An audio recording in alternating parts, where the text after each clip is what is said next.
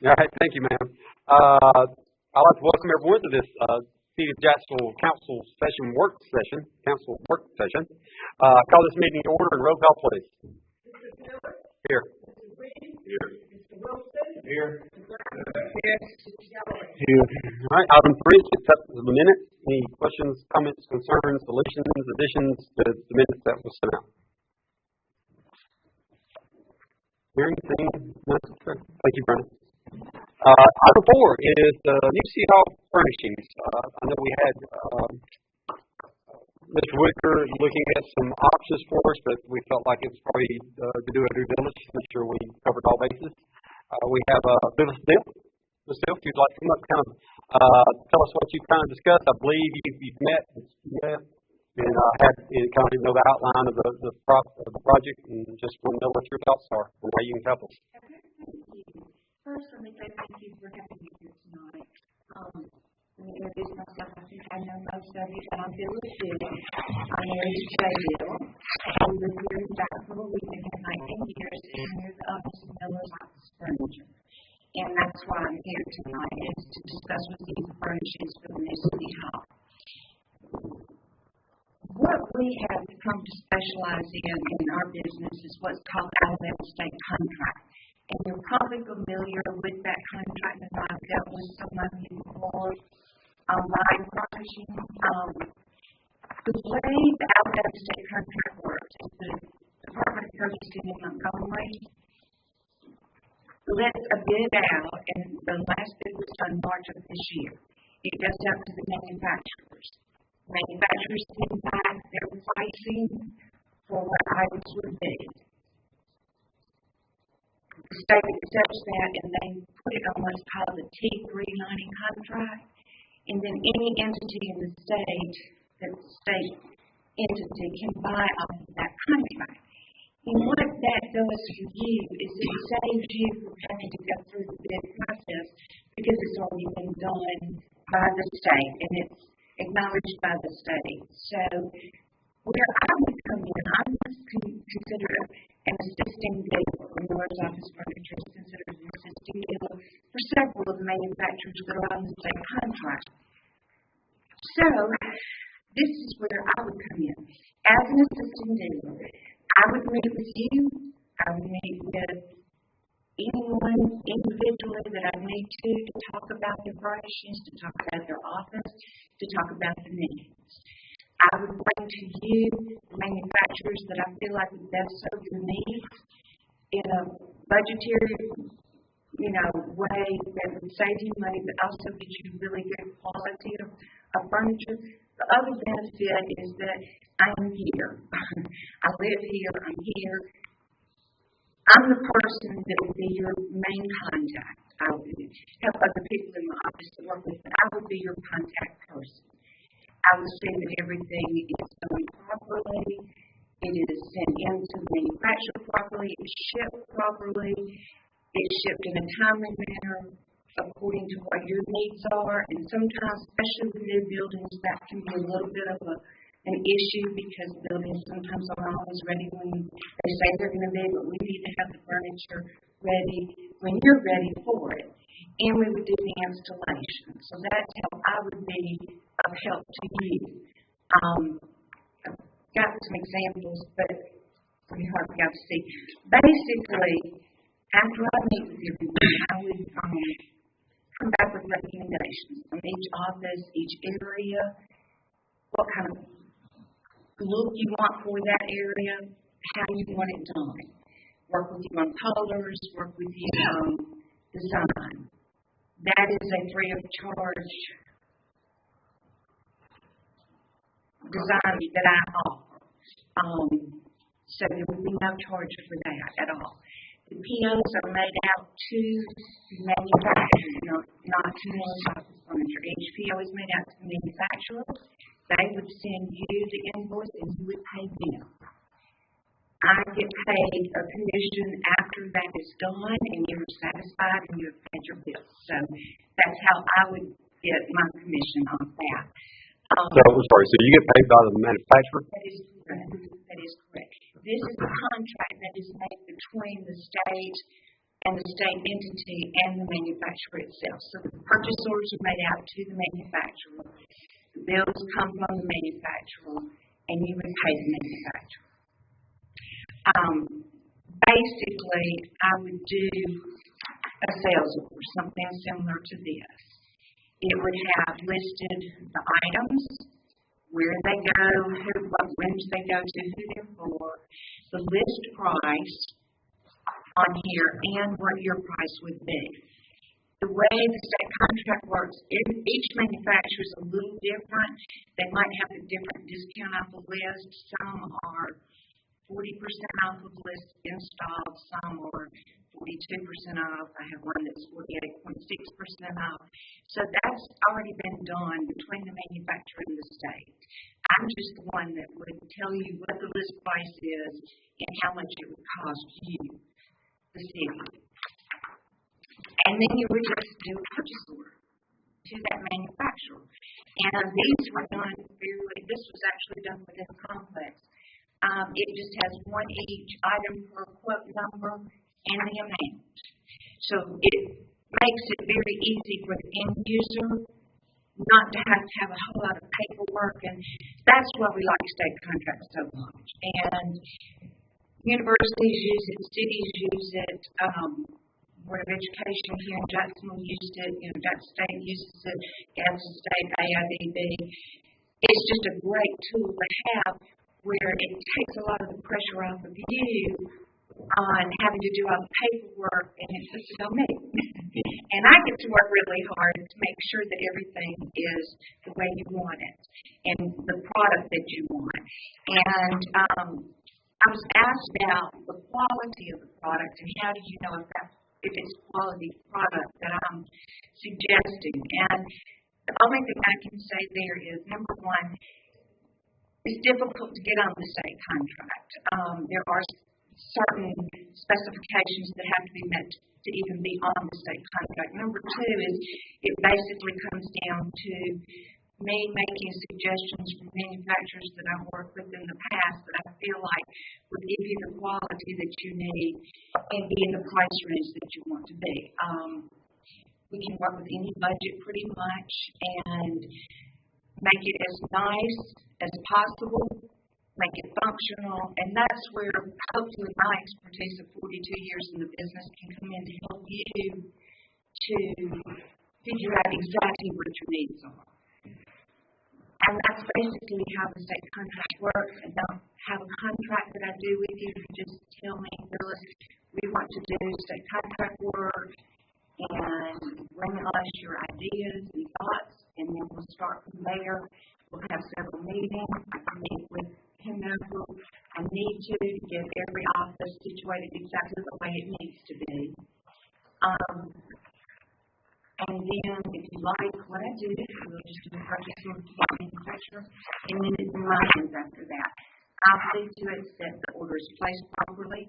I'll see to it that it's shipped in a timely manner, and if we have a delay, I'll work with the manufacturers to do that. I would be here to take the pressure off of you in trying to do all this with everything else that you've got going on.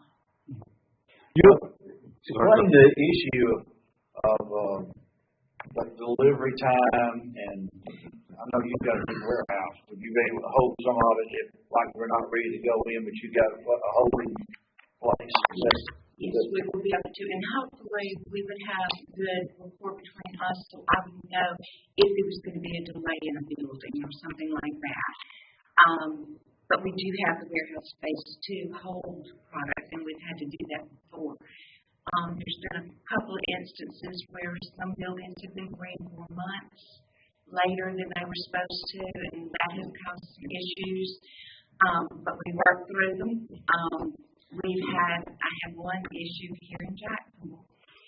This is just so you know that I'm here to take care of you. I have to make you happy, and I have a reputation to uphold. And we had one situation where the purchase order was done correctly. It was sent to the manufacturer. It was not acknowledged correctly, and I did not catch that mistake until the furniture got here, and it was the wrong color.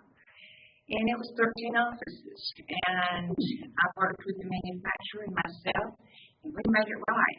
I had a warehouse full of furniture that I ended up having to sell, but I had to make it right because it was a mistake on my part and on the manufacturer's part. So, that's the other thing. I'm here. If we have a problem, I'm the person you come to with the problem. And we'll make it right one way or another.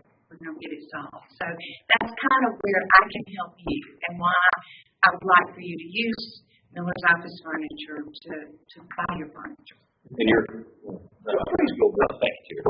So, no, please go. Just, if you didn't mention this, I know because I've worked with Miller before. Your services also include that delivery when it's going to come from manufacturer to your site, the delivery from your site to the building with inside delivery, installation setup, and placement, remove whatever it needs to be. I mean, it's a new building, so there shouldn't be removing anything, but everything going in is all part of that. Well, I say correct. The way the state contract works, there are different ways that you can purchase. You can purchase a dock delivery. It's a less, you get more discount, but then you have to have someone install the furniture. Normally, the way we always do it, just because most of our end users want us to do it that way, we will quote it at an installed price, which means it comes to our warehouse. I work with you on the installation schedule. You might want us to do one section one day and another section the next day or the next week, because it takes a couple of days. We're a small company, so we don't have a huge installation group. But with a new building, usually we can work that out fairly easily without, If you get the building on a Monday and you want to move in on a Wednesday and have everybody situated, I'm not sure we can handle that. But basically, we always seem to be able to gel and work together on that. I just know many of our city employees were moving, setting up the furniture that was in their offices, and we saw all that. And that's one of those.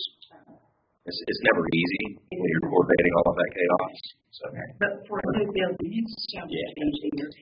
And when I would get the product in, it would be marked as to what room it goes to, a name or a room number, selling my delivery installers are here.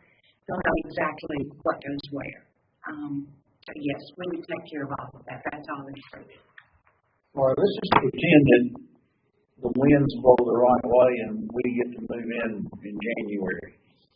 The process you're talking about, do we not need to move as soon as we can and get you started to where you would be able to sit down and talk to everyone, and then also being allowed for whatever 20 weeks or 25 weeks manufacturer stuff out to where we at least shoot for the first of the year to have a kickoff date? Yes, so the earlier we can start, the better.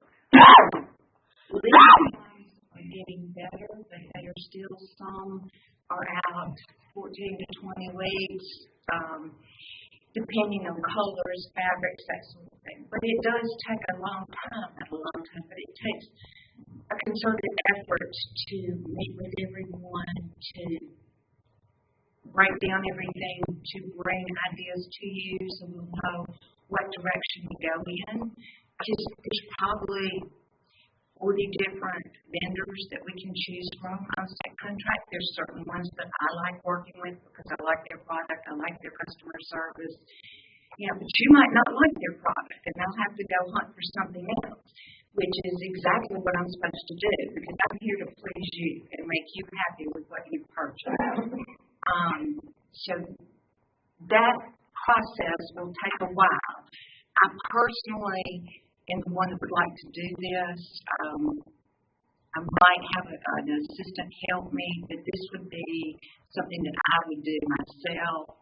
It would be personally me doing it, just because I've done it for a fairly long time, and I can pretty much feel out how people are and what they want and what their needs are, and come back and convey that.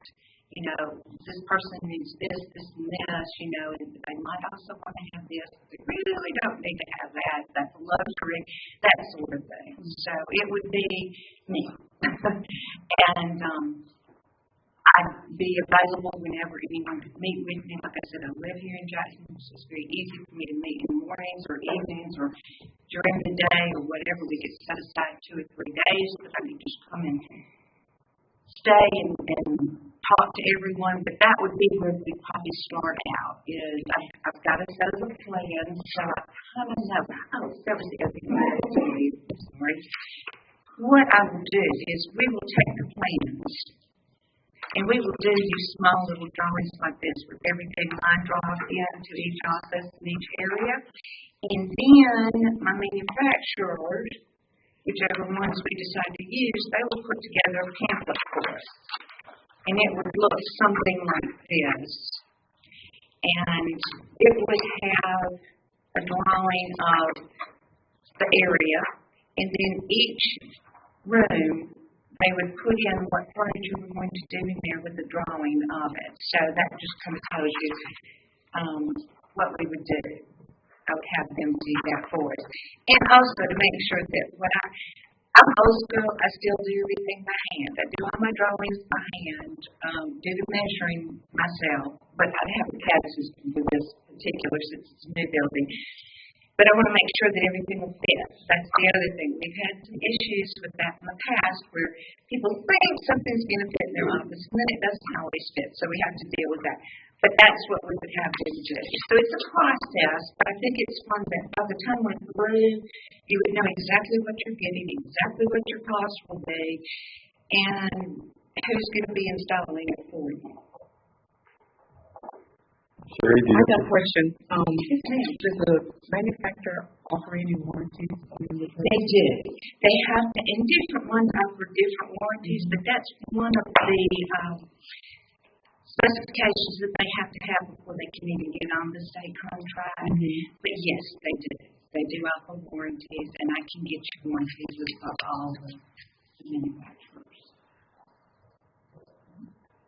Since it is a new build, and I'm sure you've handled new builds before, so we run into a situation that, unbeknownst to you, somehow the architect decided during the build that they needed to move a wall a foot.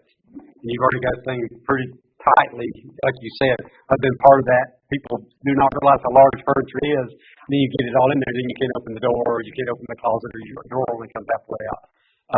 How would you handle that? Do you work closely with the architect once you get involved, or how? Normally, I don't work with the architect, but I can. That's absolutely no problem. Usually what I've done in the past is if we have a problem with something not fitting or it's the wrong direction or, now doors opening and closing, I have to know that kind of information. If we come up with something like that, what I've done in the past, like I said, I'm here to serve you, and I'm going to make sure that you're happy. I have been known to take something back and replace it correctly on my dime, not yours. If it was several offices and we had a major problem, let's hope that doesn't happen. Let's just hope. I don't think it will. If there's any changes that are made to laws and things like that, hopefully we'll be in contact enough that I know about it soon enough and we can change. But sometimes you have a structure in the corner that you didn't know was there. That's usually what happens, something like that. And I've been known to just make it. And with your expertise too, you could help with the layout of the room, how the room would better flow. That's hopefully where I can come in and help and be of help with that. I'd like for us to go ahead and can we put it on the docket for next month and give the mayors authority to go ahead and start working with her? I would think so. I should be able to put it on the next agenda. We do have Mr. Whitaker in the process. He's already started. He should have sent us something by now with the proposal that he had come out. And so if we get all that together, we should be able to discuss the next work session and make a choice then. That way, because we do know, we understand, especially if you're going to sit down and try to get a design. There's thousands of options. So, I know it takes a while, especially the areas. We have to decide on the look that we want. if a budget is available that is helpful, then it's up to me to, and I will probably, in fact, I know I will, not probably, I will bring in a manufacturer's rep with me to help with this because she's the one or he's the one that would take it all back to the manufacturer. And we'll probably use, I'm sure we'll use more than one manufacturer on this because not every manufacturer makes the products that you're going to need for this entire complex. So that would be, but as soon as we can start, the better off we are. And if we can get the orders in, we can always have ship dates out till December 15th or December 30th or wherever we need to put them. The other thing is, and I don't see it as much in state contract, but I have seen it more the past year than I have in previous years, is with the increase in goods. The pricing is supposed to be held for a 5-year period, but I have seen where several manufacturers have had a small price increase, even on Alabama state contracts, just because the supply chain issues and everything has gone up so much. And I'm going to work with pretty much American-made companies. There's one in Canada that I use a good bit, but this will be pretty much American-made products. That being said, a lot of the American-made products still get parts and pieces from overseas, mechanisms and things like that, even fabrics from overseas, but they're quote-unquote American products. American assembled. There you go. Any other questions? Roll for the next time. Should have everything together by next work session, and they'll make a decision then. Thank you so No, much. thank you, ma'am. Thank you, ma'am. And I look forward to talking with you. Thank you. Item 5 is the public safety communication job description. Okay. Of course, we're going to conflict with the schedule, so I'm here in her. Well, thank you for that. What we're requesting is for the qualifications for that job description. It reads some experience in public safety communications work. We're requesting that be amended to read some experience in public safety communications work preferred instead of required. Is that because of a difficulty finding those candidates? So we want to be compliant, with what the job description requires. But we have been using this for quite a while, correct? Yes, we have.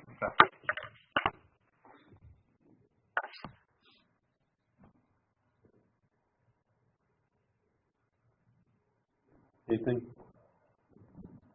Questions? Well, that's what the No, I'm just reading back through that to make sure I remember reading it all. Okay. Item 6 is the building inspector and assistant building inspector. Thank you.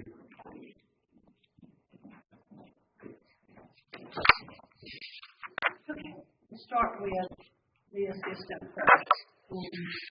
After we did our interviews, we saw very we needed to make some changes in that. We had assistant building inspector and maintenance together. We did not have good candidates that met all of that stuff. They either met one or the other. So, if you'll see what we've marked out along that is taking the maintenance stuff out.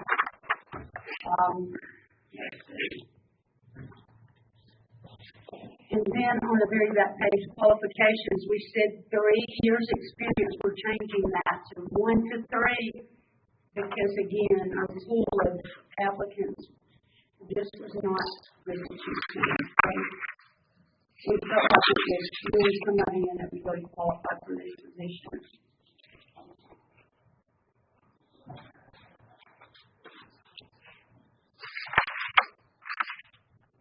That all stay on tonight.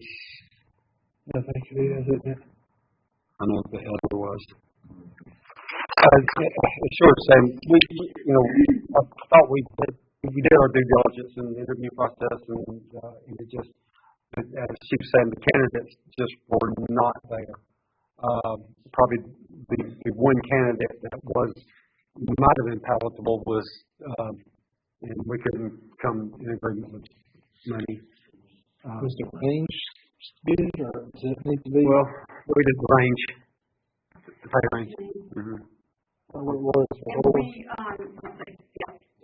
that Conway's way, and also, But with these changes, I think, and correct me if I'm wrong, with the changes, I think it fits more in the range than what we were asking for.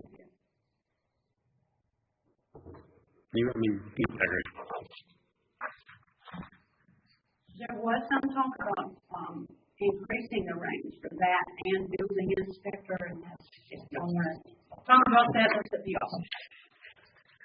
Where would you kind of put some of the qualifications now? I would rather continue the path we're going down now, if that's okay with everyone else, and then see where we're at. We may have to come back again, if we don't get some good candidates for this. I don't want to get to where we're just still in a position. If it takes a little more money to get what we need to get the job done, then I think we need to visit it. But I don't want to see filling the slot and hoping everything works out. That's what we're avoiding, because there was two maybe that could have filled the slot, but we wanted to wait to get together. Right. We had one that could possibly have come in and hit the ground running. Could not reach a good financial level with that one, and then another one might could have learned the job, but we didn't. That's not what we need either. It's that time. We didn't have an apprenticeship. We needed one. Do we have a warm feeling that with these changes and whatever, we can get somebody? Or are we just... We're hoping at least like changing the job description, we're getting something more focused on assistant building inspector. We got what we need really at the house. Yes, because there was so much maintenance in it. Somebody that just had some maintenance thought they might get it. And, but Martin's not going to be here forever, so we wanted to get somebody we felt could jump in pretty quickly.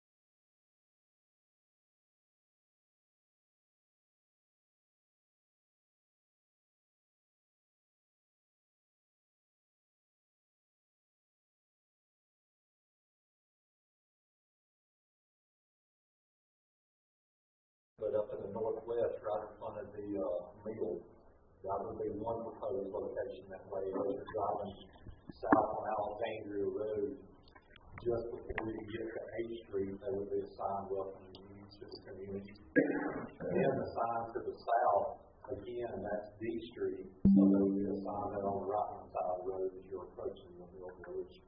And then as you're going from east to west on A Street, right there where we were proposing the Frogtown Park, there is a historic mill village sign. So we have moved the location to show the two locations actually across the street. So you would see that sign before you get to H Avenue. So the signs would be located before you get to the street.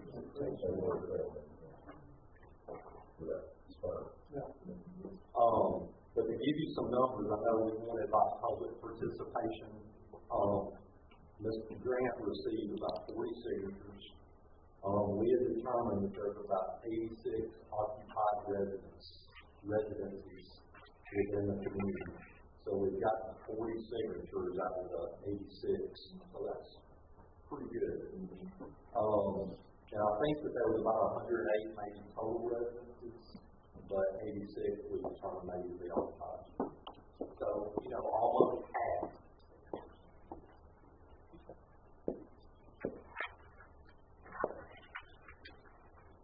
How much is sign cost? I think the start what the grand total like $225. $123 a piece per sign. We've already had And then the post. a post and all of that. Was like $225 per sign. We're not sure if these are property owners or property people just do reside in the building. It's probably a combination of both. And we do have Ms. Diane Rollins is here as well as Joseph Munster. Diane also assisted with getting the petition on the back is what Diane provided. The first 2 pages came from Ms. Priscilla Sanford. All of my signatures are from homeowners, they are not from renters. I was going to ask. Well, that was my main concern. We started this process when these things came to us. They were really excited. They took my opinion into their diligence. They got the community involved. They received the signatures. They actually came to a council meeting and showed the excitement of what they wanted. Not that because they set the bar so high, I didn't want to be in the middle of these contracts. So I do appreciate this is part of that. I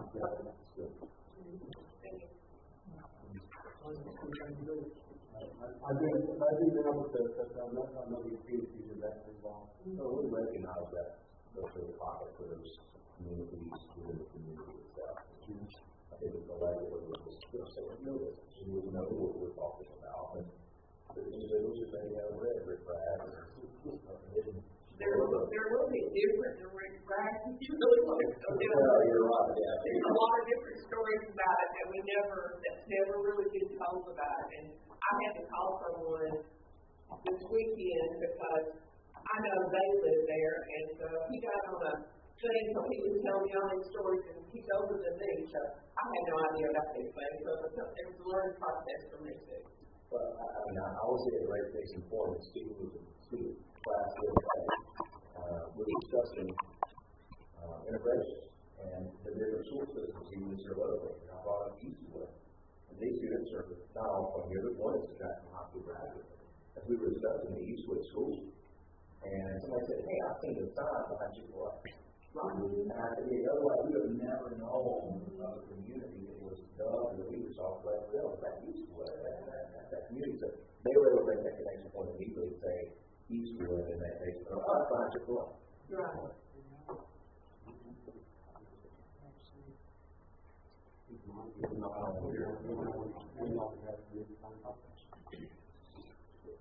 Is there a local business that's in these? It's they're out of the center.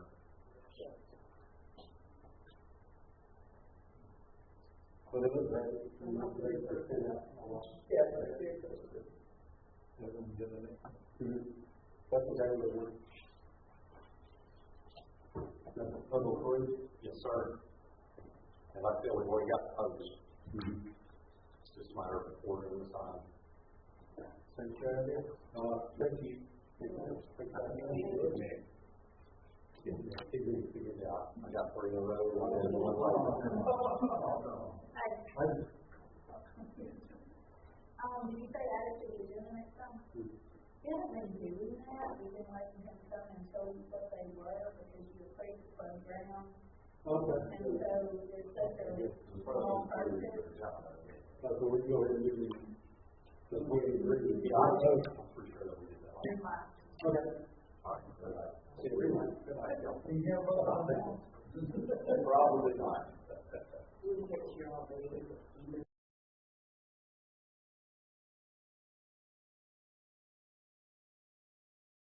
Obviously, but I would think we don't have any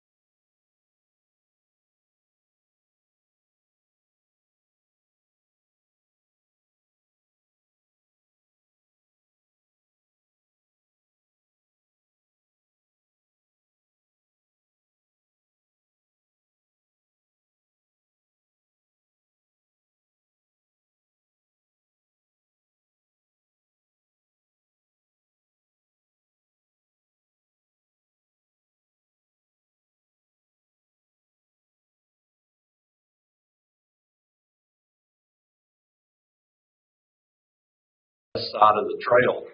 So now, that light pole that's only got one down light on it, we're going to add a second light, and then we're going to take those two floodlights and move them to those two poles that says add existing floodlight.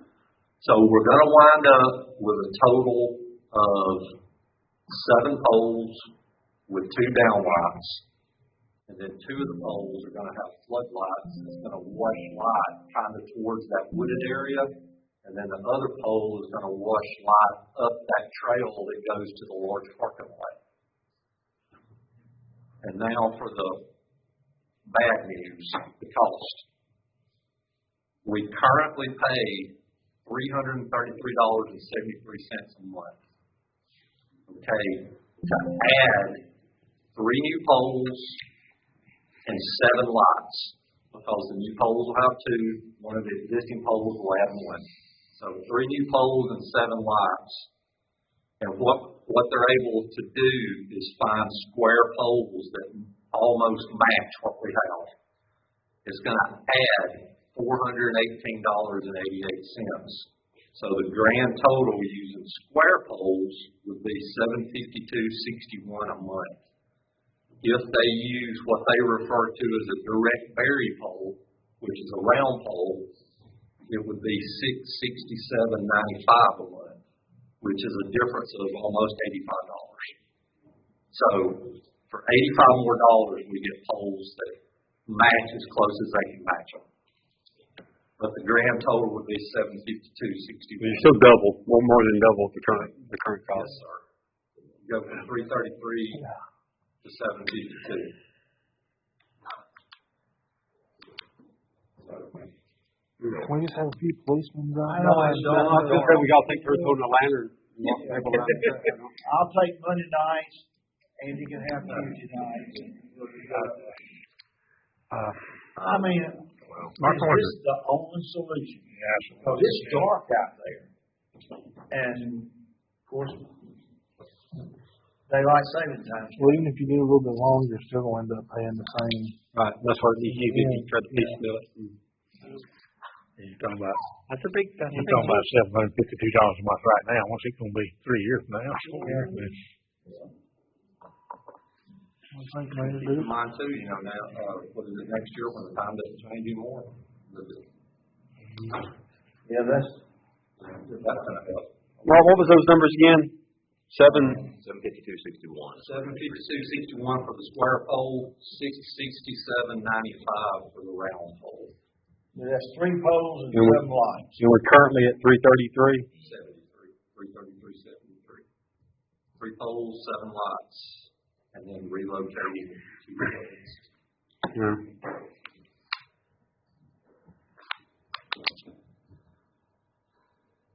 And if you happen to look out there, they've already put some white stalls where they propose them to go. Whenever I met them out there, they just went ahead and threw some stalls in the ground. Yeah, I asked you about that. I think that's something we need to think about, not make a decision tonight. Yeah, I'm going to have to preface this by don't shoot the messenger. You should have started. Yeah, too late now. Is that okay? Let's kind of look at this and see. And what would happen if we just added the lights to the poles that we've already got? Would that give us enough? See, even by adding those floodlights, that's still where those dark areas were on the west side of the trail. Whenever we had the floodlights, it still was not enough. Yeah, we need to think about that. Well, so we think for too long, it'll go up again. Well, that's what the mayor's saying. I mean, that number is just for now. That number is not for next month, next year. Yeah, I think whenever we sign an agreement with them, it's for like 3 years, maybe. We're going to get a rebate from them. $23. We'll get $23. In August. $23 a pole. Let's talk about this. Let's think about it. Yeah, I think I need to look at that. I think we need some help. I don't think we needed it. $415 annum. Then nothing else, we'll move on to the next one. We're okay to move on to the next one? All right. Henry Farms baseball field, land and water conservation requirements. All right. Keep on going this first. All right. There's Henry Farm.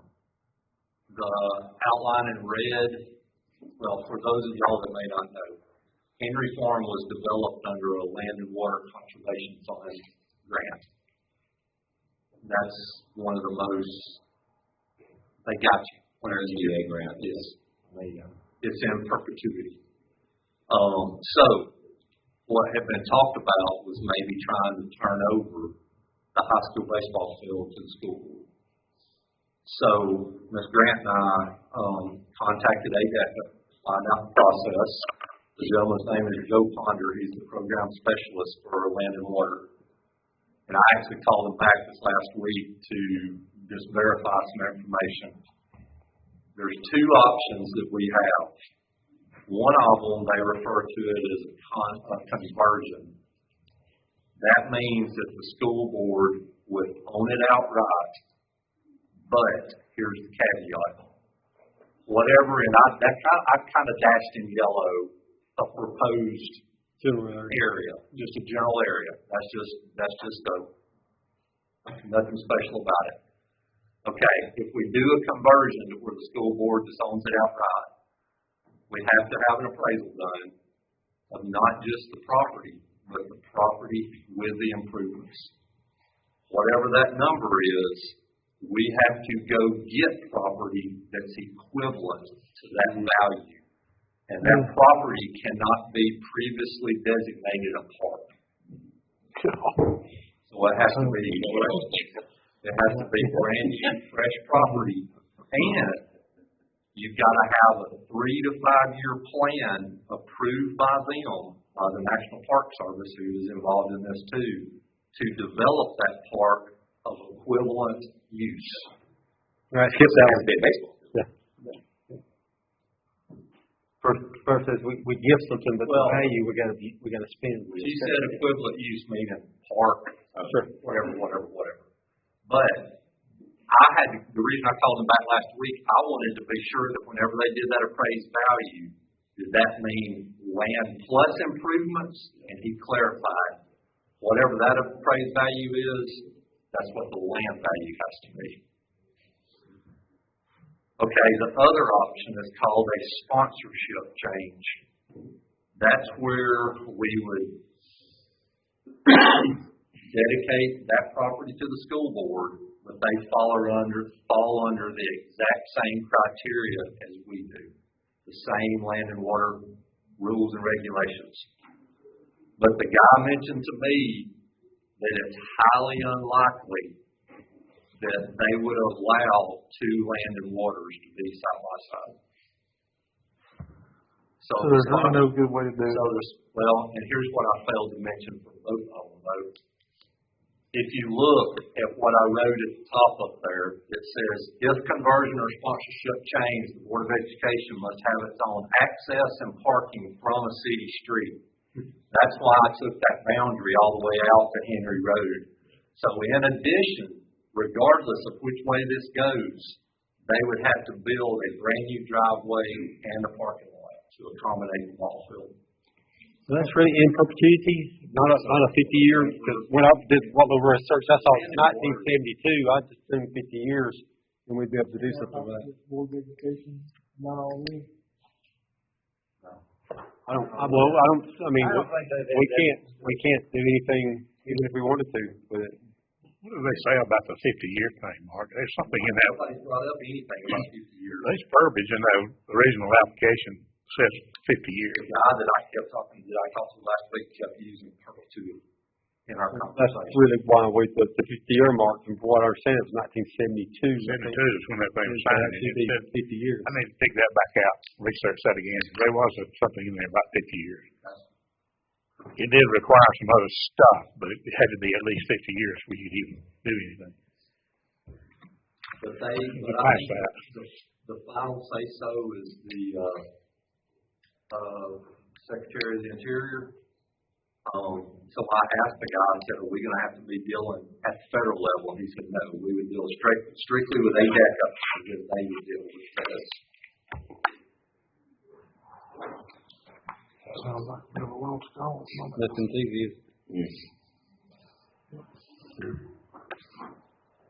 That's late wins. So I only hope 50 years. Yeah, well, I'll research that some more. All right. Thanks, Mark. Mark has another report. He might want to get one up there. He can go into it. Well, I guess y'all noticed, you can see a big muddy area going down the slope. That's good news. Yeah. I was out there while the guy was drilling. It was the first drilling there I aligned with, and the actual owner of the company was the one operating the machine. Just give you a little history on him. He said he'd been doing it for 45 years and he drilled over 14,000 wells. So, he actually hit water at 62 feet. He hit solid rock at 78 feet. And at 100 feet, he broke through the rock. And he said it's a bottomless cavern, is the term he used. Now, how he knows that, I don't know. But he did hit rock at 78 and then broke through it at 100. Okay, the machine that he had, he used the terminology, I was able to blow 150 gallons a minute. He said that's the capacity that he had. So he said, we know for a fact we can get 150 gallons. So he was limited on his equipment on the flow. Oh, that's still okay.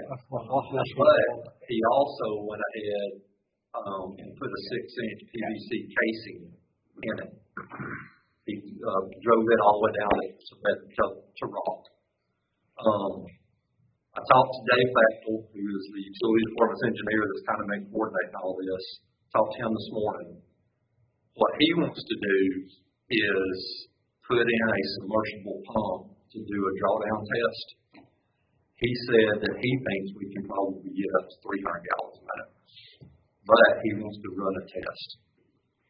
So, is that a requirement we need? I mean, would the 150 suffice for what we got to do, or would? Well, I think it is. It's a little opposite of that. It depends on 300 gallons a minute. What can we do with it? What more can we do with it? What kind of gallons per minute when y'all filled it up? Do you remember? But what y'all, I don't know if y'all recall, but I actually did a calculation a couple of years ago just to put 6 inches of water in that pond at 250 gallons a minute was going to take 14 hours. At 250 gallons a minute. But the whole reason for the drawdown is you don't want to suck the well dry before it has time to recharge. Yes. Well, that's what we discussed. By putting water back into the pond, we're resourcing the water. Well, yes. Also, you would going back into the groundwater. And you can see, you're right. Going somewhere. And see where the latitude, longitude is noted on the east side, close to the pond. That was the exact location that the Alabama Geological Survey gave me for a well location, and there was another one over on the fire department side. The well that they actually drilled was a little bit closer to that spur that comes down the slope. They were drilling probably 20 feet off of that spur. So it was in that same. Geological survey was close. Yeah, they were close. But so, like I said, I had a conversation with the well driller. He seemed pretty excited about what he found. The geological survey told us we might have to drill 300 to 400 feet. So, I think it's good news. Definitely. So how much more does it cost for where we are now? Well, I know he initially had given us some preliminary numbers, but that was based on drilling 300 feet. If he only had to drill 100, then we should have some savings there. But they drill, and there's a photo of the drill rig. So like I said, they were relatively close to the trail, and then you can see the mud coming down the slope. We did wind up, I got with the utility department. I didn't realize they were going to be there, or we'd already had some type of erosion control set up, try to catch some of that. But the utility department did wind up bringing some straw They're called wattles, and they lay some wattles across to try to stop some of that. But Dave would be better to speak on what all the next steps need to be. Because, if we do the drawdown test and we determine we want to move forward with it, we'll need to get electrical run to it. We'll need to build some kind of little well house. That kind of anything to do. And then we'll need to run a pipe down to one of the inlets, and that's where we'll discharge the water to the pond. So then maybe you try to get Dave here next meeting, work session. Yeah, we can do that. If Patty makes a note. That's all I have. Hey, you ended on a good note though. There you go. I was worried there for a while. Yeah, exactly. James didn't hit oil, that's all I said. You had to pay for the lighting. That's right. Item 10 is, let's see, sir, Eastwood update. The committee met at Eastwood School last week, and they have gone through the school. We have asked Mark to do a drawing of the layout of the building itself to where everybody can see, because we've got to get to a point where we start attaching values to rooms and what can be and what cannot be done. Discussion came up, and maybe this is something that if everybody agrees that we could go ahead and contract with a group out of Birmingham, them come in and check for asbestos. We know it's got mold and mildew, but we need to figure out how bad, where it is, whatever. Usually it's around $2,000, give or take. He said probably at the most $2,000. So everybody, because we can't go any further until we know what we got to do, and then maybe we could. In fact, today I've got a new reference of grants of people we can apply to. Fred down in Anniston sent me the stuff that this company does it, but they also give you names of other companies that will do grants or whatever we can go after. But we can't go anywhere on that until we know what step one, this is how bad it is, and then we can go. We meet again next month, March the 9th, and hopefully Mark will have a chance to have his layouts, and we can start looking and seeing it as well as we're getting them. But it's moving. People are really excited about it, and the possibilities. I know at one time we talked about just taking down the new part that was added onto it. The way if that looks now, we got a lot of storage area and everything else the city can use, and then Janice needs basketball courts and fix that up. It could be one heck of a little community area over there. So Safety Environmental Laboratories and Consulting is the company out of Pella. Would that give us a structural integrity? Well, what they did at the church, It's just air. He checks your air and what kind of mold you got and how bad it is. That's pretty much it. well, we wouldn't need that, but We not need to button it up. What now? Lead paint. Lead paint. lead paint too. Yeah. Well, all we got to do is call and see if they do it, but And asbestos, he talked about that. do it. I think it'd be well worth the money, whether we do or don't. If this buys in, and then we. And they're Look pretty at quick. next step. Like, Yeah. they're about a 3-4 day turnaround. So that way maybe we could have it done by the next meeting, and the committee will. Here's your options. Let's go. Well, I'm excited because the people are excited. The committee's excited. You say you look $2,000 for that? About $2,000. That's something we can just get the mayor to do. Yeah. So If y'all, if that's the first step, that's what we need to do. I don't see going any further because if it's, it's going to cost us $25,000 to get all that stuff cleaned up and everything. We need to know beforehand. So I think that would be, in my opinion, No, I think that's fine for the cost as well. I think that's worth it. that'd be great. We'd also discussed maybe go ahead and getting maybe some in-house work done around the perimeter. Yeah, I'd like to get that. Let's get this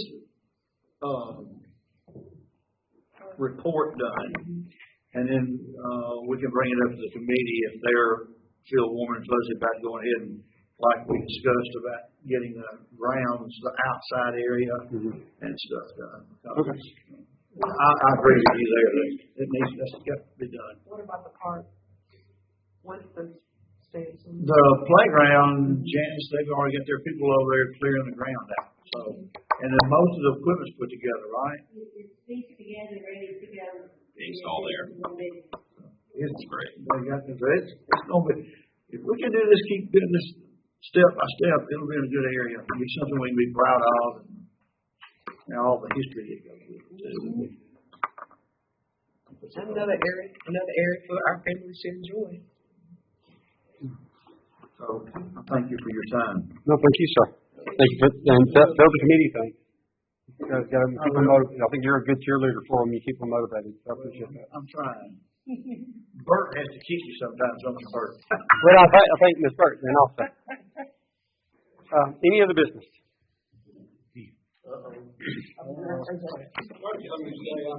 Proud grandfather just happened to. Oh, congratulations. All right.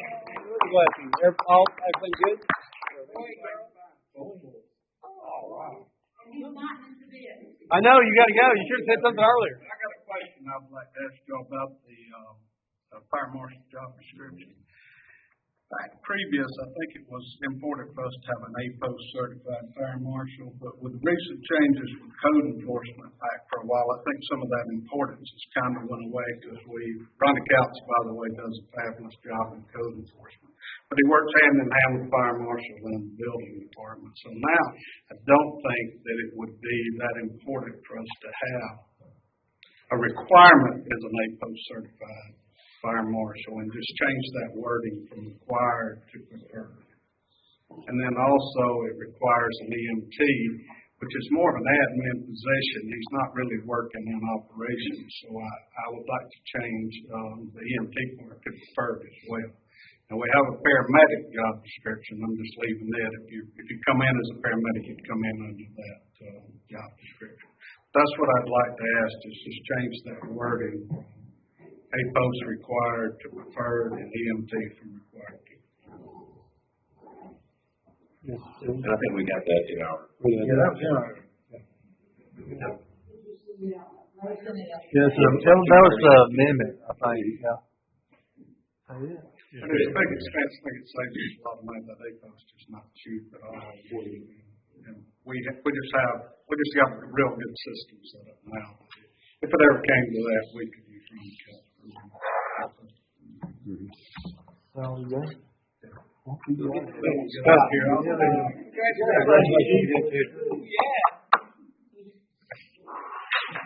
Your life will never be the same. Go get you some double dip. Any other business? I just have one thing that I wanted to just briefly chat a little bit about. I had an opportunity about a week or so ago to go to a Main Street application workshop. I'm not recommending at all designation for Main Street. However, they do have some programs that, in my opinion, will really help us with what we've done with downtown strategy to keep it going. You know, one of the things with downtown strategy, they gave us a strategic plan. They handed off the deliverables, but really not a lot after that. This will help us get to some of those things that we needed to do. What I'm recommending is simply network. They have several different programs, but I'm recommending network. It gives us the training resources that we can get to the training.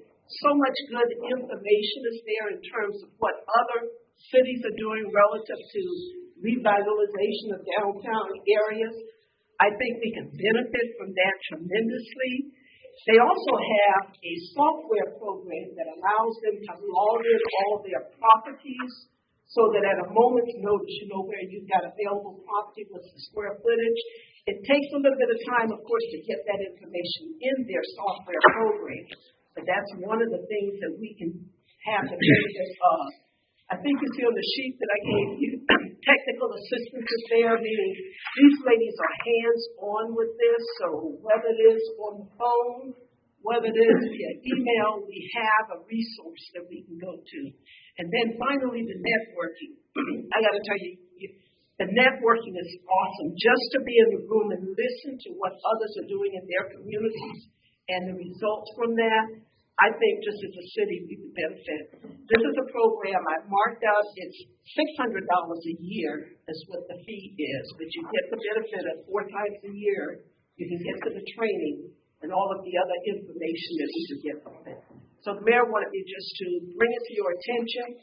You know, right in our area, we've got like Anniston, Gaston, Oxford, Talladega. They're all Main Street destinations. But we do have cities in our areas as part of this network, and I think that would help us. We've got like Piedmont, Sylacauga, Montgomery, what else? Fairhope. They're all network cities, so that's what I'm asking, that we too become a network city. Bert, just one clarification. The networking doesn't require you to have a staff member, or that is other Main Street stuff. Correct. So they've got 2 other areas, Aspire, if you want to do Aspire, then it's a part-time director. If you get to real Main Street destination, it requires a full-time director. So I'm not advocating for that. Maybe some point in the future, as things really begin to progress, we may want to go there. But right now, just networking. And you can stay at network for quite a period of time. I think one lady in the room, their city has been networked 6 years and running. So you can still get the benefit of a lot of information and resources that can be helpful to community. Thank you, ma'am. Thank you. Bert, be the one that has to babysit this, or Mayor, how you think we handle it? I think we would handle it the way I do most difficult problems. I just say, will you call Bert and tell her to do that? I concur. And that's what she usually says. So I know we're running over time, and just one quick thing. You notice on your agenda tonight, you do have that rebidding of the portable restrooms. Everybody understands. I hope what we're doing here, we, after a second look at that, realized there was discrepancies there. Felt like we needed to just start over. You know, try to fix it. It's going to be a difficult situation. So thought the idea of things, just scrap it, start over. So that's the reason. And also, with that confusion and with the cost difference, price difference, I cannot believe we're actually comparing apples to apples on that. I would feel more comfortable if someone made a quick trip to actually look at the manufacturing. If we're going to spend over $100,000 or possibly on something like this, someone needs to put some eyes on it. Someone needs to kick the tires, so to speak. Where is this place? And combine and see that, right, and see.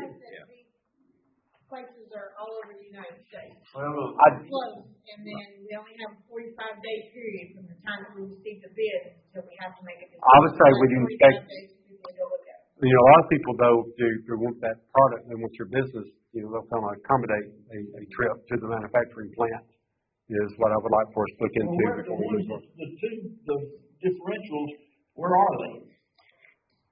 One is the Atlas State Dog. The lowest one was Illinois and Arkansas.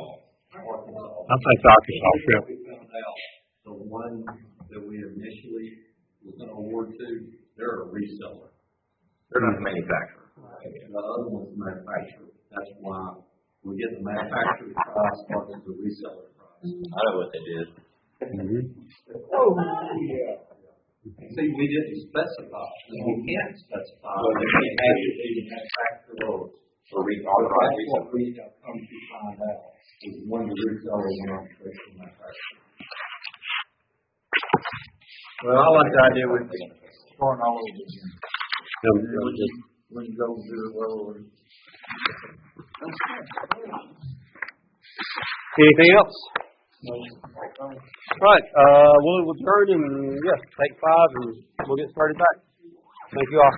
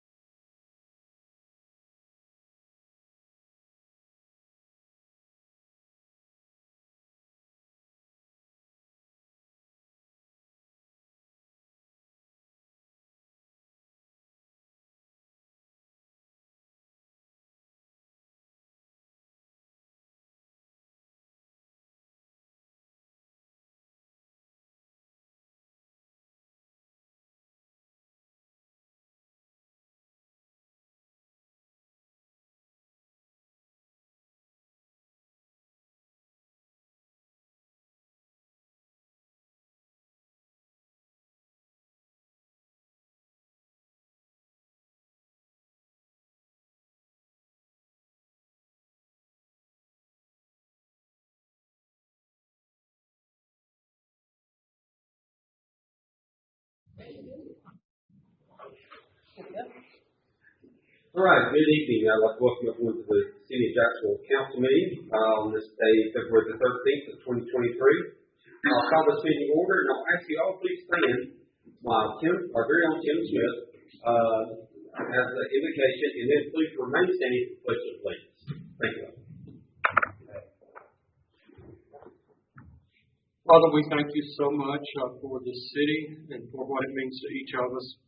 We're grateful to have a mayor and a council, city administrators and employees, Lord, that proceed about the city's business with due diligence and professionalism.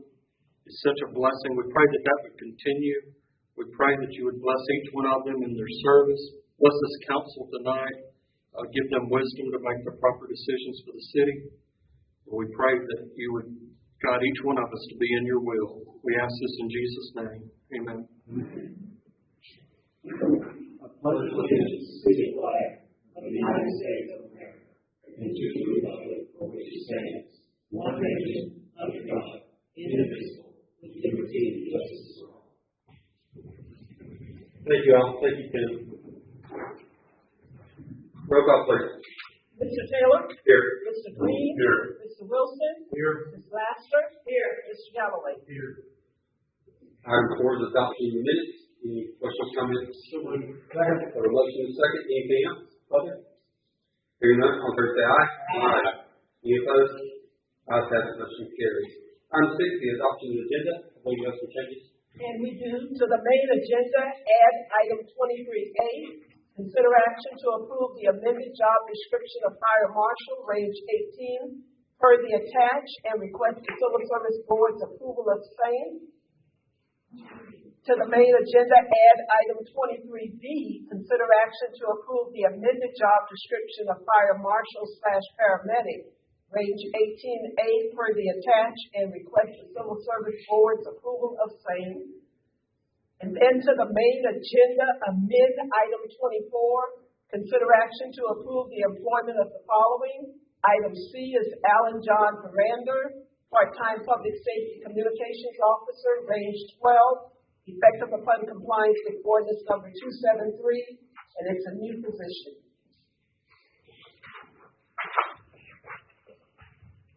We have a motion to accept the agenda as amended. Second, any discussion? Hearing none, all in favor say aye. Any opposed?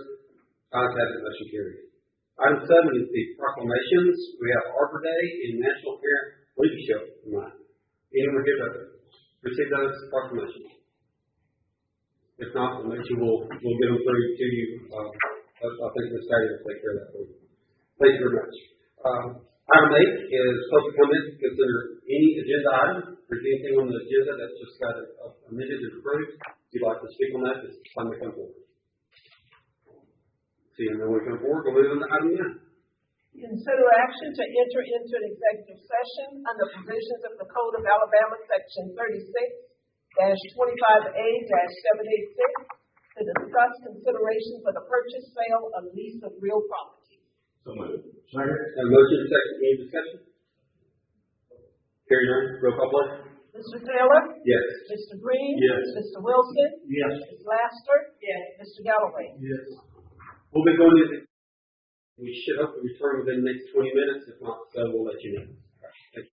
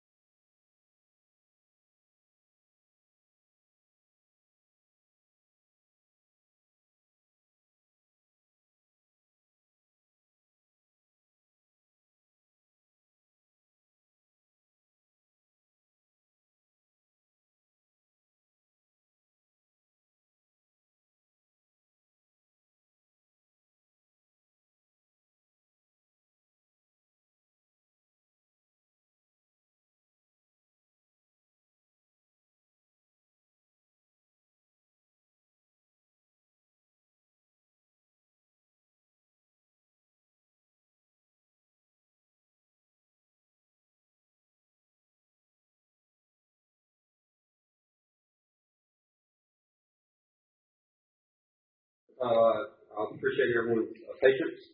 So we'll move on to item 10. Consider action to receive the planning commission report regarding a zoning amendment request of JPI Holdings LLC for property located at the northwest quadrant of Nesbitt Street, Northwest, and Burke Avenue, Northwest, from R3 to B2, and schedule a public hearing for March 27, 2023 at 7 o'clock p.m. for same. How much, a second? Second. Any discussion? Hearing none, all in favor say aye. Aye. Any opposed? Ayes have it, motion carries.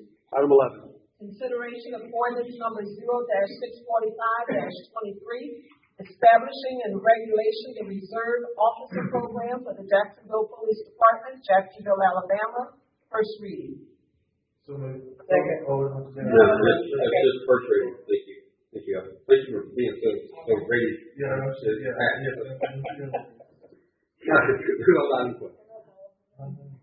Consider action to rescind resolution number R-2163-23, awarding bid number 23-04, purchase and delivery of ADA mobile restroom trailer to J&B Lux Lab.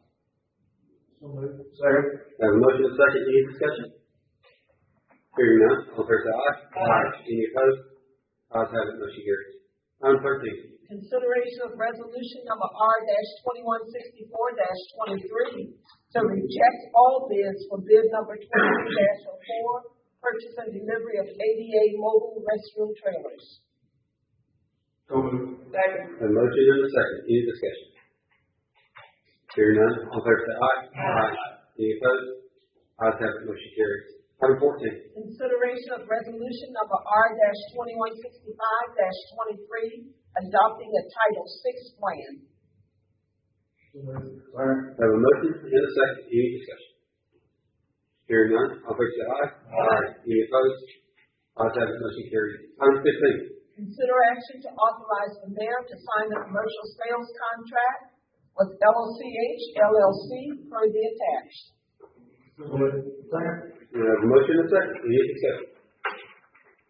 Hearing none, all in favor say aye. Aye. Any opposed? Ayes have it, motion carries. Item 16. Consider action to authorize the mayor to sign the land sale contract and addendum with Austin Dominic Martin per the attached. Second. We have a motion and two seconds. Any discussion? Hearing none, all in favor say aye. Aye. Any opposed? Ayes have it, motion carries. Item 17. Consider action to approve JPWP number 23-114, CDBG sewer project along Church Avenue Southeast, Hatcher Avenue Southeast, and Green Avenue Southeast areas per the attached. Second. Have a motion and a second. Any discussion? Hearing none, all in favor say aye. Aye. Any opposed? Ayes have it, motion carries. Item 18. Consider action to authorize the mayor to sign the professional services agreement with TTL for semi-annual groundwater monitoring at the landfill per the attached. So moved. Second. Have a motion and two seconds. Any discussion? Hearing none, all in favor say aye. Aye. Any opposed? Ayes have it, motion carries. Item 19. Consider action to authorize the mayor to sign the master software Tech Connect Gov service agreement with the Red Point Group LLC per the attached. So moved. All right, have a motion and any discussion?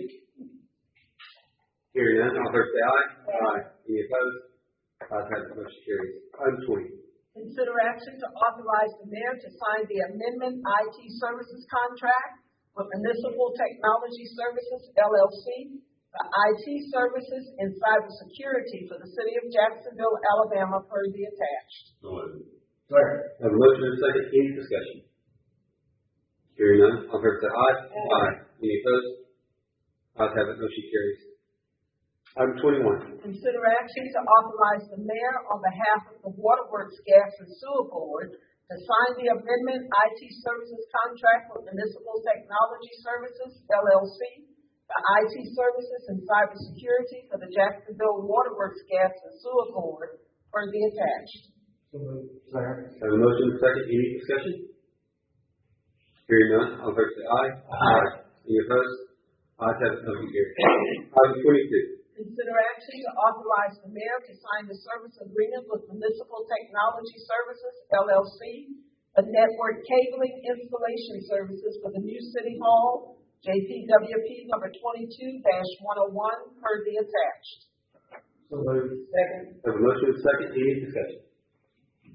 Hearing none, all in favor say aye. Aye. Any opposed?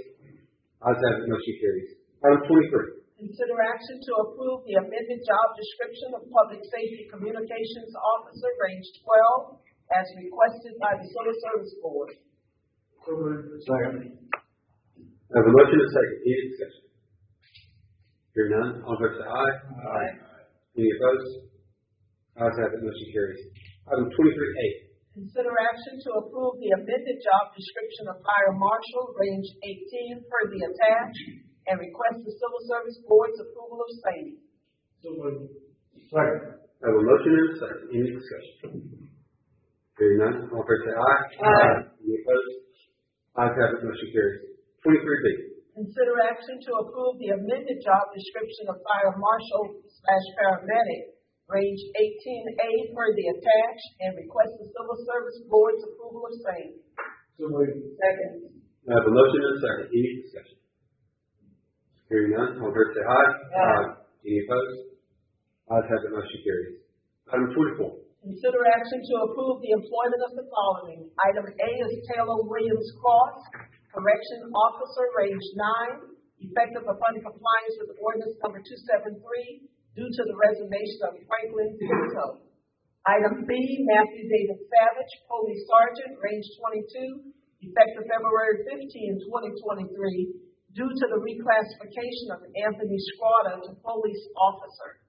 And item C, Alan John Parander, part-time Public Safety Communications Officer, range 12, effective upon compliance with ordinance number 273, and it is a new position. So moved. Second. I have a motion and a second. Any discussion? Hearing none, all in favor say aye. Aye. Any opposed? Ayes have it, motion carries. Item 25. Consider action to accept the resignation of the following. Item A, Andrew Roden, Police Corporal, effective February 8, 2023. Item B, Joshua Shears, Police Officer, effective February 12, 2023. Item C, Joseph E. Hardy, Recreation Maintenance Laborer, effective immediately. And item D, Stephen Corbett, Recreation Maintenance Laborer, effective February 28, 2023. So moved. Second. I have a motion and a second. Any discussion? Hearing none, all in favor say aye. Aye. Any opposed? Ayes have it, motion carries. Consent agenda. Item 26, budget amendments. Item 27, purchases over $7,500. Item 28, boards and committees. So moved. Second. I have a motion and a second. Any discussion? Hearing none, all in favor say aye. Aye. Any opposed? Ayes have it, motion carries. Item 29 is public comment concerning any general items. Anything you'd like to come and discuss with the council, feel free to come up to the podium. Seeing no one come forward, we'll move on to item 30, councilmember remarks. I'm sure the mayor might have some of these in his as they're mostly announcements, but anybody who's paying attention and signing up for spring sports, just know February 16th is the last date. I saw Janice here earlier, and they do a good job of trying to get that message out as early as possible, because every less than February 17th, somebody will be trying to sign up, and it will be passed. But on the 17th, you can go to the tree getaway. It'll be on the square. Arbor Day, that was one of the proclamations that we had that did not have to read earlier. I don't know if I could hold up. 2:30 on the square, February the 17th, that's a Friday. Be a great chance to get some free trees. And then coming up over the weekend, the Black History Month program. I think that Council Member Laster mentioned last time, is that right? Yes, it is. You got some details on it? We're inviting the whole community to come out and celebrate with us. We have choirs, a band, different church members, and doing poems, and health and mental health vendors and speakers, and also a children's art contest. So and much more. So you got to come out and enjoy with us. We'd love to have you. We invite everybody in the community. And that's the 19th, 2 o'clock. That is Sunday at 2 o'clock. Anyone else? I would also like to say, have anybody looked at our Habitat homes that we have here? They're almost being finished. I had the pleasure of speaking with Amanda, and she's saying that one of the homes behind the Francis will be delayed because of COVID, but they're doing a lot of work on it, and they will keep us informed on when the dedication will be. She'll keep us posted. I would just like to thank all the staff and everyone. We have a fairly crowded agenda tonight. I know we make it look easy, but if it wasn't for everyone else putting all this together for us, it wouldn't get done. So thank you all. Mayor's report. Thank you. We did have some trouble up here with Andy. So the first one up here you already heard about, and then I think the next slide too as well. So we'll pass them through these. I'll cover them again. We'll remind you though that Monday is holiday in the city, so our city office will be closed that day. And then take Friday Johnson, kind of looking ahead a little bit. Take Friday Johnson, April 15th, so we're on that on the schedule. And then I think we have a slide that shows some demolition work going on. We're continuing trying to get rid of the dilapidated houses around town that's not able to do make them livable, and if they can't be livable, we won't tear them down. And that you can see what it's been cleaned off, nice lots up there. That's what all I have for you. Thank you very much. Thank you, Mayor. Is there any other business that's come before council? All right. Motion to adjourn. Do I have a second? Second. All right. Motion and second. Any discussion? Hearing none, all in favor say aye. Aye. Any opposed? Have a good period. Have a great night. Thank you.